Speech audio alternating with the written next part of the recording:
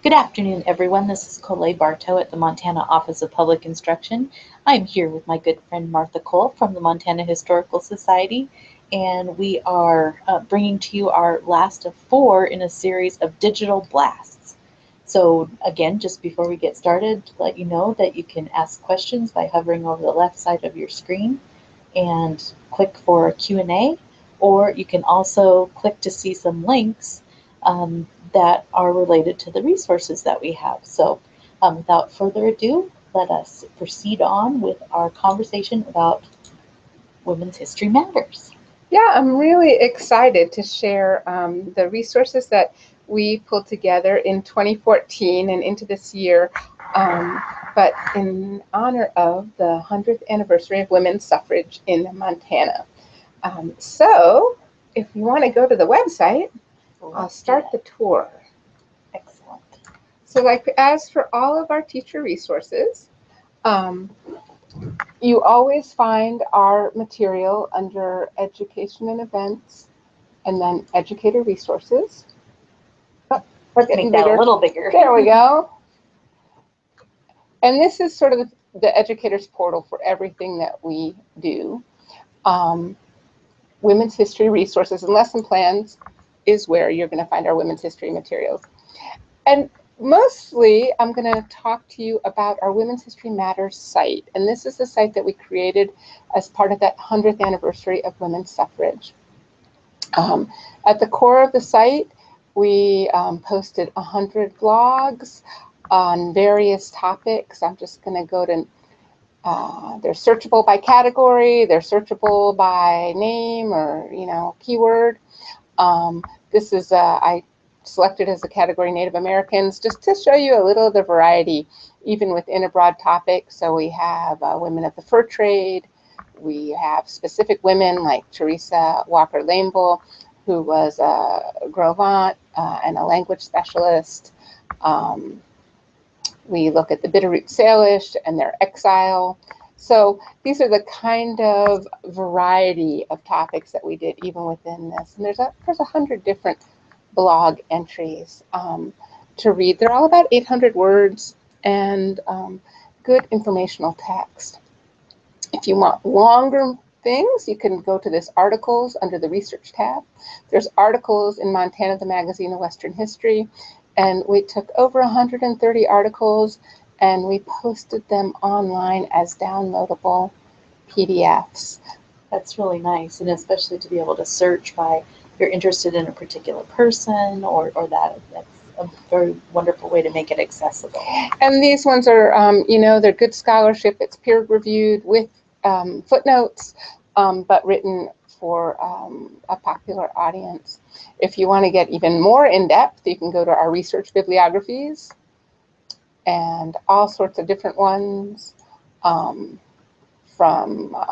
topical bibliographies, a list of VHS, DVDs, oral histories, primary sources, just a whole bunch of material gathered here to make it easy for you to have students do research projects or for you to incorporate more material into your class. I'm going to take you to the suffrage tab since it was a suffrage celebration.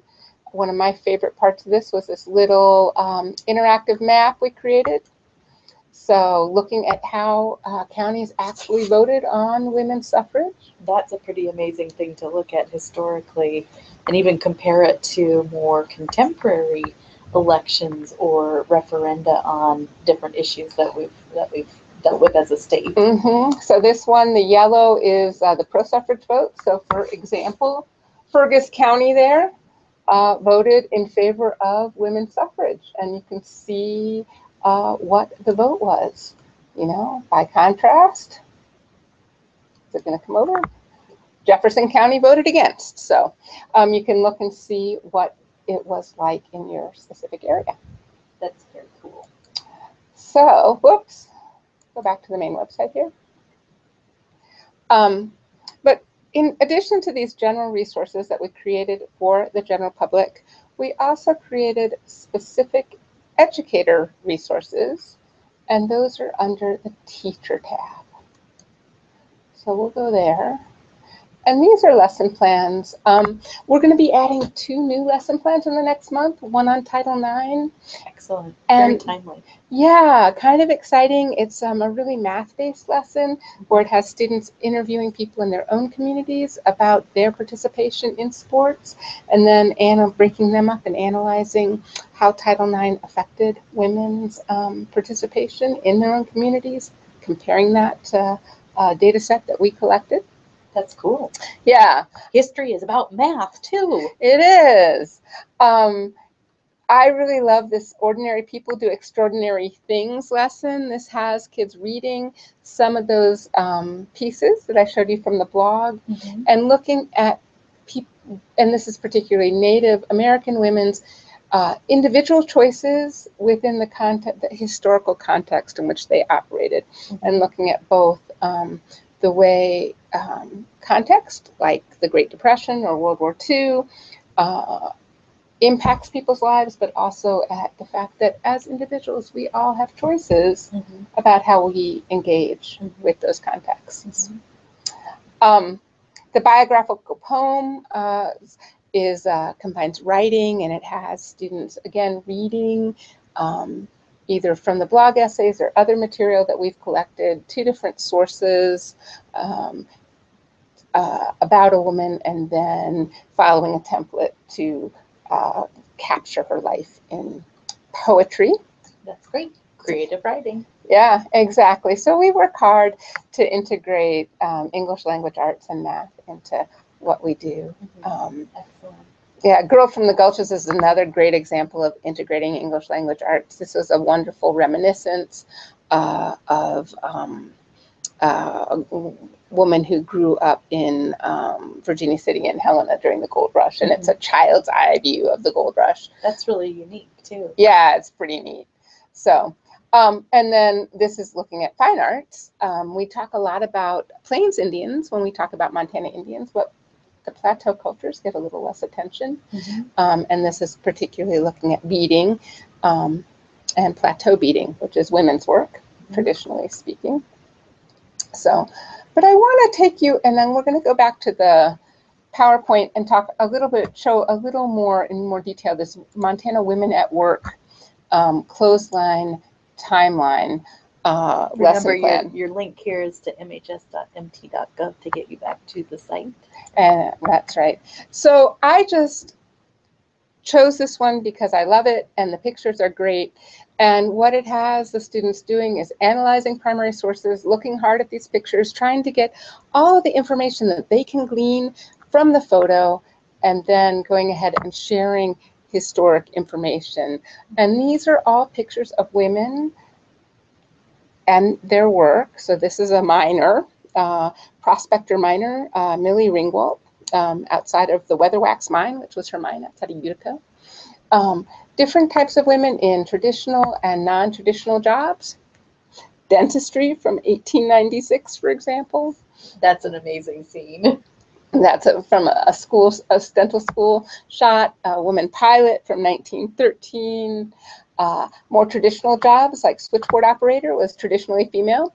This is a really interesting picture from Glacier National Park, where they required their Blackfeet employees to wear regalia at their workplace, which is why she has feathers and a blanket on. Wow. As she is the hotel switchboard operator. That's an amazing contrast of culture and time and everything. This one is a bacteriologist from 1942 at Rocky Mountain at the lab in Hamilton, working on the yellow fever vaccine. So Eloise Cobell, a modern day banker, activist, and ending with Dava Newman, who is an aerospace engineer originally from Montana, and now I think deputy director for NASA, one of the divisions at NASA. Yeah. So anyway, it's having students analyze these, try to figure out what era they're from, then sharing information, and then having them hang them on a timeline in order.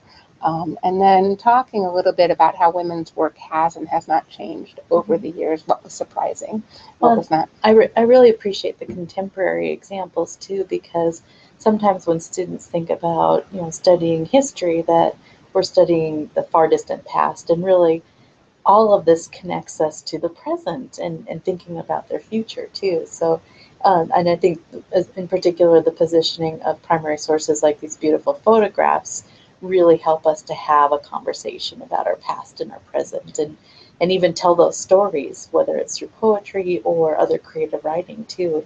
So we really hope that everyone will take a look at these resources and really think creatively about how you can create highly engaging and highly relevant learning situations using our Montana history, our Montana contemporary ideas, and have our students also contribute to what the future of Montana will be.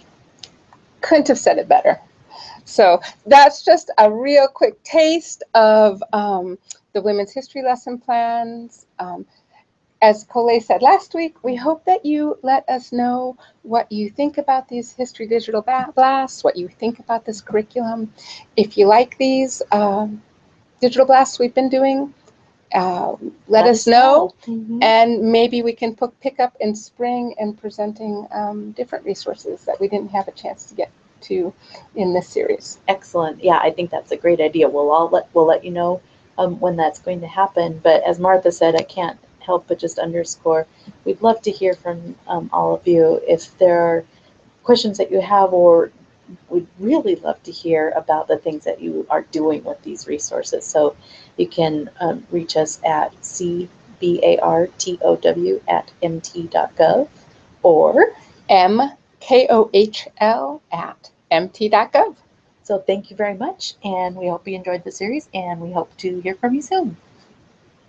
Bye. Bye.